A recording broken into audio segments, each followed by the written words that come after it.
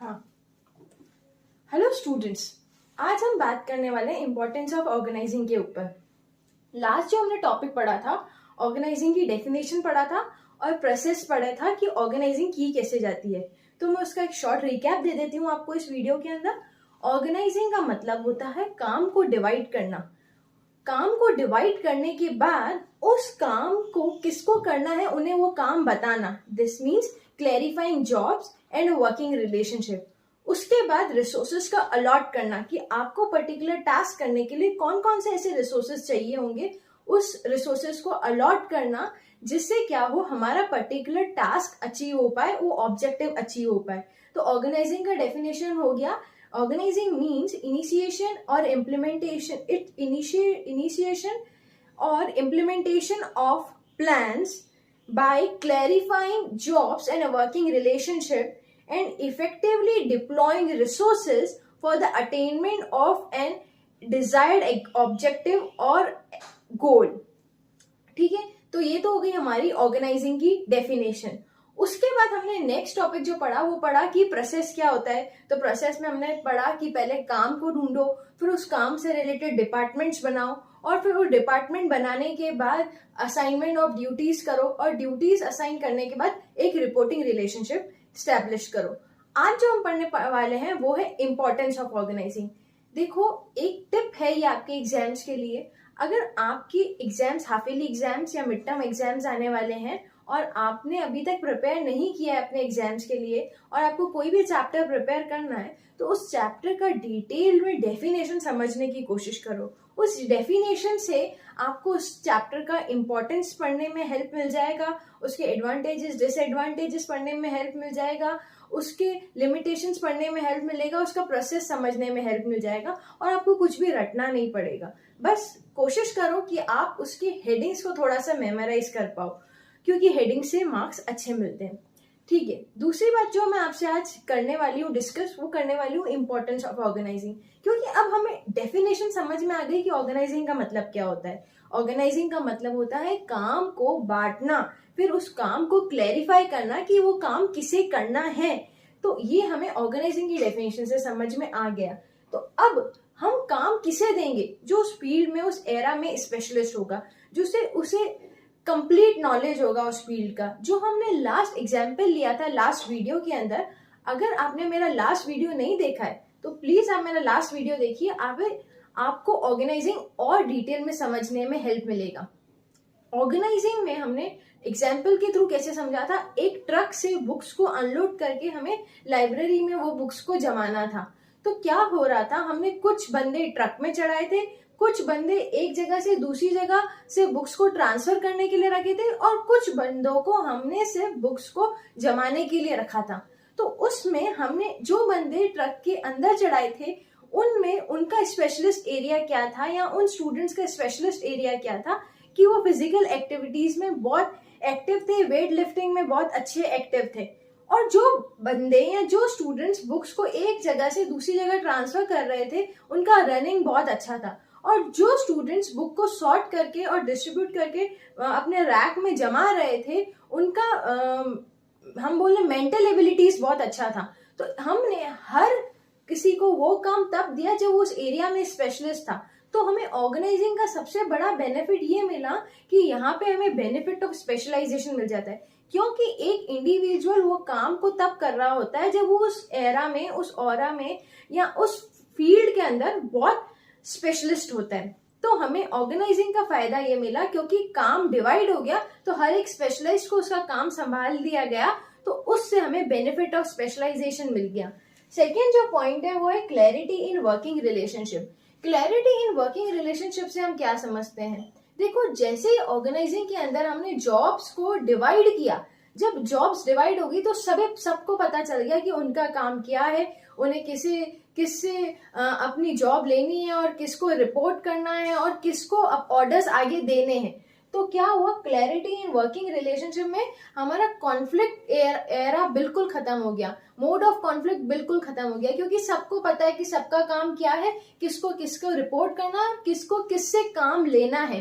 ठीक है, तो इससे हो गया clarity in working relationship. Organising का ये सबसे अच्छा बेनिफिट है, क्योंकि जॉब डिजाइन इस तरीके से की जाती है कि वर्किंग रिलेशनशिप सबको सबके क्लियर है, जिससे कॉन्फ्लिक्ट का तो बिल्कुल चांस ही खत्म हो जाए। ऑप्टिमम यूटिलाइजेशन ऑफ रिसोर्सेस, भाई क्योंकि हमने जो हमारे काम को अलग अलग एरिया में, अलग अलग चीजों में डिस्ट्रीब्यूट कर दिया है, अलग अलग फील्ड्स में डिस्ट्रीब्यूट कर दिया है, तो हर फील्ड में वो चाहेगा, जो भी टीम इन्वॉल्व होगी वो चाहेगी कि मैं अपना बेस्ट दूं, और वो अपने बेस्ट देने के चक्कर में रिसोर्सेज का बहुत अच्छे से यूटिलाइज करेगी। जो स्टूडेंट्स ट्रक में चढ़ के बुक्स को अनलोड कर रहे होंगे, वो कोशिश करेंगे कि हम जितना फास्ट ट्रक में से बुक्स को अनलोड कर सकते हैं उतना फास्ट अनलोड करें। जो स्टूडेंट्स रनिंग में इन्वॉल्व होंगे, एक जगह से दूसरी जगह बुक्स को ट्रांसफर कर रहे होंगे, वो इतनी फास्ट रनिंग कर रहे होंगे कि उधर वो टाइम यूटिलाइज करने की कोशिश कर रहे होंगे। और जो स्टूडेंट्स सॉर्टिंग करके बुक्स को डिस्ट्रीब्यूट कर रहे होंगे, वो वहां पे अपनी मेंटल एबिलिटीज को बहुत अच्छे से यूज कर रहे होंगे, तो वहां पर भी हमारा टाइम सेव हो गया। तो इधर हमारा टाइम जो मेन रिसोर्स था एक बुक को एक जगह से दूसरी जगह ट्रांसफर करने के लिए, तो इधर utilisation, best utilisation of resource हुआ। वो टाइम का कैसे यूज हुआ, क्योंकि हमने स्पेशलिस्ट बंदे उस फील्ड में बिठाए थे जिन्होंने अपने रिसोर्सेज को बहुत अच्छे से यूज किया, ताकि वो बेस्ट और मिनिमम टाइम के अंदर उस टास्क को परफॉर्म कर पाए। तो इधर क्या हुआ, optimum utilisation of resources. Adaptation to change, adaptation to change क्या होता है कि जब भी एक ऑर्गेनाइजेशन में एक काम को डिवाइड कर दिया जाता है छोटी छोटी जॉब्स के अंदर, तो इफ इन केस मानो कि एक डिपार्टमेंट के अंदर कुछ चेंजेस आते हैं, तो वो डिपार्टमेंट अपने आप को सॉर्ट कर देता है चेंज के लिए। वो डिपार्टमेंट पूरी ऑर्गेनाइजेशन को डिस्टर्ब नहीं करता, इसलिए पूरी ऑर्गेनाइजेशन उस चेंज को बहुत इजीली अडेप्ट कर देती है। इसलिए बोला गया है कि ऑर्गेनाइजिंग का एक इंपॉर्टेंस ये भी होता है कि ऑर्गेनाइजिंग में हम चेंजेस बहुत फटाफट कर लेते हैं। एक तो इसका बेनिफिट, सब बेनिफिट्स का मेन बेनिफिट ये है कि यहाँ पे हमको स्पेशलिस्ट मिल जाते हैं जो कि चेंजेस को बहुत जल्दी अडेप्ट कर लेते हैं खुद के अंदर, जिससे ऑर्गेनाइजेशन के ऊपर कोई भी इफेक्ट नहीं आता है। इफेक्टिव एडमिनिस्ट्रेशन, इफेक्टिव एडमिनिस्ट्रेशन हम इस पॉइंट से समझने की कोशिश करते हैं जो कि हमने लास्ट पॉइंट में पढ़ा था कि रिपोर्टिंग रिलेशनशिप्स बहुत अच्छे रहते हैं।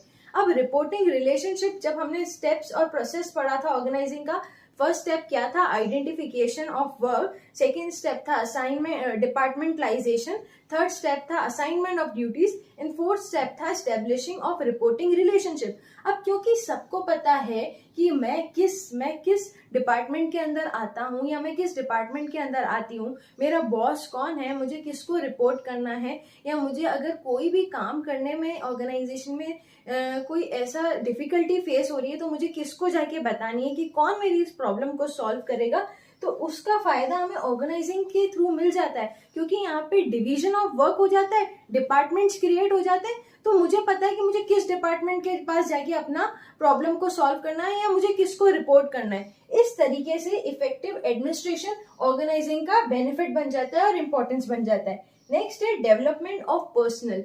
देखो क्या होता है, जब भी मैं एक सीनियर हूं और मैंने अपना काम एक जूनियर को सौंप दिया, उसके ऊपर विश्वास करके, ताकि उस काम को वो बहुत अच्छे से निभा पाएगा मेरी नजरिए से कि वो उस काम को बहुत अच्छे से कर सकता है, तो उस जूनियर के ऊपर एक सेंस ऑफ रिस्पॉन्सिबिलिटी आ जाएगा। नहीं, इतने सब जूनियर्स में से मेरे बॉस ने मुझे ही ये अपॉर्चुनिटी दिया, मुझे ही ये रिस्पॉन्सिबिलिटी दिया, तो मुझे अपने बॉस को प्रूव करके दिखाना है कि उनका नजरिया मुझे लेके बिल्कुल सही है।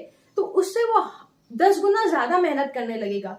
इनडायरेक्टली वो मुझे तो प्रूव कर रहा है, ऑर्गेनाइजेशन का फायदा तो कर रहा है, पर खुद का भी डेवलपमेंट कर रहा है। नेक्स्ट टाइम अगर कोई ऐसा टास्क आ जाता है उसके आगे, तो वो बहुत इजीली उस टास्क को हैंडल कर सकता है। तो इससे क्या हुआ, एक काम दूसरे इंडिविजुअल को देने से, काम को बांटने से, काम को नीचे डेलीगेट करने से उस पर्टिकुलर इंडिविजुअल का भी पर्सनल लेवल पे डेवलपमेंट हो गया। तो ऑर्गेनाइजिंग का फायदा ये होता है कि डेवलपमेंट ऑफ पर्सनल भी होने लगता है। लास्ट है एक्सपेंशन एंड ग्रोथ। अब मैं सीनियर हूं, मैंने अपना काम जूनियर को डेलीगेट कर दिया है, मतलब मैंने अपना कोई काम जूनियर को करने के लिए दे दिया है। तो इस सिचुएशन में मैं तो फ्री हूं, तो क्या मुझे ऑर्गेनाइजेशन फ्री में सैलरी दे रही है? क्या कंपनी से मैं फ्री में सैलरी लेके घर पे जाके बैठ जाऊं क्या? नहीं। उस सिचुएशन में मेरा क्या काम रहेगा, मेरा काम रहेगा कि मैं ऑर्गेनाइजेशन को और आगे कैसे लेके जा सकती हूँ और क्या अपॉर्चुनिटीज है, कहाँ पे मैं फर्स्ट मूवर एडवांटेज ले सकती हूँ जिससे मैं ऑर्गेनाइजेशन के लिए एक फ्रूटफुल एसेट प्रूव हूँ। तो ऑर्गेनाइजिंग का एक और बेनिफिट क्या हो गया, जब सीनियर ने अपना जॉब जूनियर को डेलीगेट कर दिया तो सीनियर फ्री हो गया और वो एक्सपेंशन और ग्रोथ के लिए आगे और सोचने लगा, जिससे ऑर्गेनाइजेशन कंटिन्यूसली ग्रो करती रहेगी। तो ऑर्गेनाइजिंग का एक और बेनिफिट हमें पता चला, एक्सपेंशन एंड ग्रोथ। अब बारी आती है इन पॉइंट्स को लर्न कैसे करना है। तो देखो बहुत इजी तरीका है इन पॉइंट्स को लर्न करने का। ऑर्गेनाइजेशन में ऑर्गेनाइजिंग क्यों होती है, इसीलिए होती है यहाँ पर काम को बांट दिया जाता है और काम उन्हीं को दिया जाता है जो जिस पर्टिकुलर टास्क में स्पेशलिस्ट हो, जो उनका एरा हो, जो उनका ऑरा हो और वो उसमें अपना बेस्ट दे सकते हो। ठीक है, तो बेनिफिट ऑफ स्पेशलाइजेशन हमें ऑर्गेनाइजिंग की मदद से मिलता है।